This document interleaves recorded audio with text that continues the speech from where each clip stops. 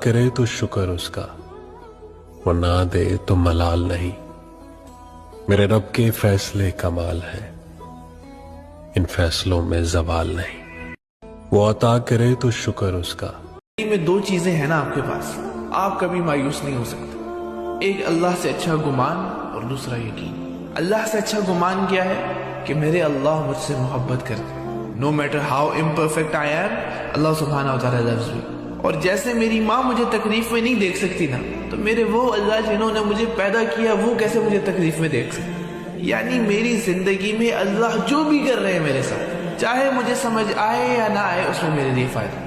اور دوسرا اللہ پہ یقین، اتنا یقین جسے کہتے ہیں اندھا دھن یقین ہونا کہ میرے اللہ راستے بنانے ہیں، آپ کے سوا کوئی راستہ بنانے والا ہی نہیں ہے۔ میں اپنے اسباب نہیں دیکھتا، اپنی قابلیت نہیں دیکھتا، گراؤنڈ ریالٹیز کو نہیں دیکھتا۔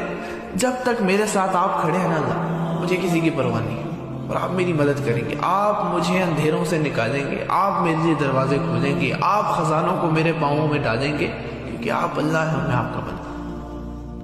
آپ کی ماں سے جب آپ تڑپ کر بات کرتے ہو تو ماں سینے لگا لیتی ہے۔ جب اللہ سے عرض کرو گے کہ مولا پریشان ہوں، اے میرے مولا پھنس گیا ہوں، اللہ بہت گناہ ہو گئے ہیں، نہیں چھوٹ رہے گناہ، مالک کسی طریقے سے بچا لے، اے اللہ حرام روزی سے بچا لے، بولو نا جو دل میں اللہ سے، کون روک رہا ہے تمہیں؟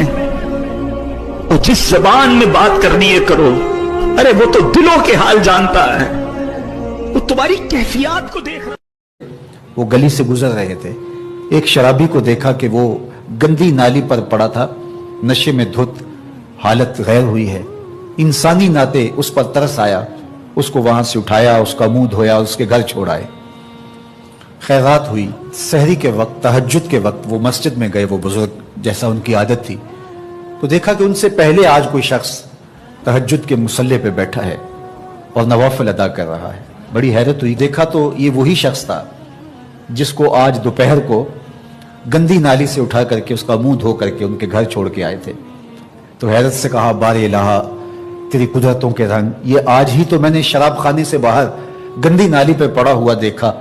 عاطف سے آواز آئی، میرے بندے تو نے اس کا منہ دھو دیا تھا، میں نے اس کا دل دھو دیا۔ تو جب کوئی شخص اپنا منہ دھوتا ہے، اپنے ہاتھ دھوتا ہے، تو اللہ اس کے گناہ دھو ڈالتا ہے۔ دفعہ پڑھ لا حول ولا قوت الا باللہ العلی العظیم، ایک دفعہ پڑھ، آپ فرماتے ہیں کہ اللہ تیری 99 پریشانیاں، بیماریاں دور کرے گا، اور ان میں جو سب سے ہلکی ہے نا وہ ٹینشن ہے۔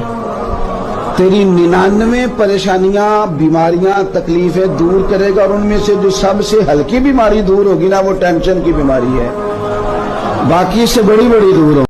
تو ایک دفعہ پڑھ لا۔ لوگ سوچیں گے 6 دن ہو گئے آن لائن نہیں ہوا، بندہ کدھر گیا؟ پتا چلا قبر میں چلا گیا ہے۔ جب میں اور آپ قبر میں جائیں گے نا، each and every software become offline, مگر جس کے دل میں قرآن ہوگا، قرآن قبر میں بھی آن لائن ہو جائے گا۔ نہیں پڑھتے قرآن، ایک مہینہ گزر جاتا ہے، پورا سال گزر جاتا ہے، قرآن نہیں پڑھتے، آف لائن ہے قرآن، سارے سافٹ ویئر آن لائن ہے۔ ارے اسے آن لائن کرو جو قبر میں بھی آن۔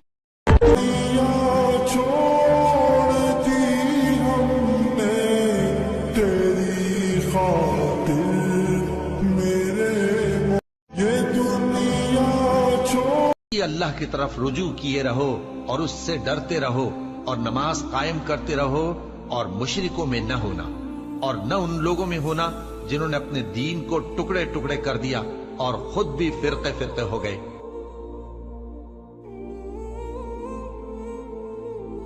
اے بنی آدم، دیکھنا کہیں شیطان تمہیں بہکا نہ دے، جس طرح تمہارے ماں باپ کو بہکا کر بہشت سے نکلوا دیا اور ان سے ان کے کپڑے اتروا دیے تاکہ ان کے ستر ان کو کھول کر دکھا دے۔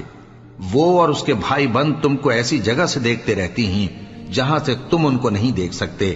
ہم نے شیطانوں کو انہی لوگوں کا رفیق بنایا ہے جو ایمان نہیں رکھتے۔ اور یہ لوگ جب کوئی بے حیائی کا کام کرتے ہیں تو کہتے ہیں کہ ہم نے اپنے بزرگوں کو اسی طرح کرتے دیکھا ہے، اور اللہ نے بھی ہم کو یہی حکم دیا ہے۔ کہہ دو کہ اللہ بے حیائی کے کام کرنے کا تو حکم نہیں دیتا۔ کیا تم اللہ کی نسبت ایسی بات کہتے ہو جس کا تمہیں علم نہیں؟ کہہ دو کہ میرے پروردگار نے تو انصاف کرنے کا حکم دیا ہے، اور یہ کہ ہر نماز کے وقت سیدھا قبلے کی طرف رخ اور صرف اسی کی عبادت کرو اور اسی کو پکارو، اور جب بارے میں عذاب کا وعدہ پورا ہوگا تو ہم ان کے زمین میں سے ایک جانور نکالیں گے جو ان سے باتیں کرے گا. یہ ہم اس لیے کریں گے کہ لوگ ہماری آیتوں پر ایمان نہیں لاتے تھے. اس روز ہم ہر امت میں سے ایک بڑے گروہ کو جمع کریں گے جو ہماری آیتوں کی تکذیب کرتے تھے. پھر ان کی جماعت بندی کی جائے گی اور ان کے ظلم کے سبب ان کے حق میں وعدہ عذاب پورا ہو کر رہے گا تو وہ بول بھی نہ سکیں گے. اور تم پہاڑوں کو دیکھتے ہو تو خیال کرتے ہو کہ مضبوط جمے ہوئے ہیں، مگر وہ اس روز اس طرح اڑتے پھریں گے جیسے بادل. یہ اللہ کی کاریگری ہے جس نے ہر چیز کو مضبوط بنایا. بے شک وہ تمہارے سب افعال سے باخبر ہے. جو شخص نیکی لے کر آئے گا تو اس کے لیے اس سے بہتر بدلہ تیار ہے، اور ایسے لوگ اس روز گھبراہٹ سے بے خوف ہوں گے. اور جو برائی لے کر آئے گا تو ایسے لوگ اوندھے منہ دوزخ میں ڈال دیے جائیں گے.